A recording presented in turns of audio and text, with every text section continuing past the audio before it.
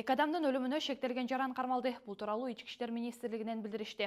3-октябрь күнү саат 03:28 чамасында 102 кызматына Бишкек шаарынын Ленин районунун Агордо жаңы конушунун Ынтымак көчөсүндө жайгашкан үйлөрдүн биринде эркек киши үйгө кирип, үй ээсине бычак менен жаракат келтиргени тууралуу маалымат келип түшкөн.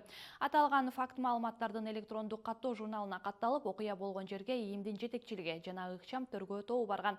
Аталган үйдүн ичинен 1991 жылы туулган эркек кишинин жана анын 1987 жылы туулган бир тууган эжесинин жансыз денелери табылган. Ал эми окуя болгон жерди кароо учурунда далил буюмдар, сыртта турган унадан ири суммадагы акча каражаты табылып алынган. Аталган факты боюнча адам өлтүрүү беренеси менен кылмыш иши козголуп, тийиштүү экспертизалар дайындалган. Алдын ала маалыматка ылайык, суд медэксперттер менен кароо учурунда маркумга 18 жолу, ал эми анын бир тууган эжесине 11 жолу бычак сайылгандыгы маалым болгон. Тергөөнүн жүрүшүндө маркумдун жубайы суракка алынып, анын айтуусу менен шектүүнүн болжолдуу келбети түзүлүп, ички иштер органдарына издөө тууралуу багыттамалар берилген.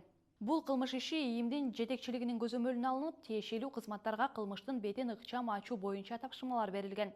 Милиция кызматкерлери тарабынан аймактагы видео камералар текшерилип, ар бири дыккат карала баштаган.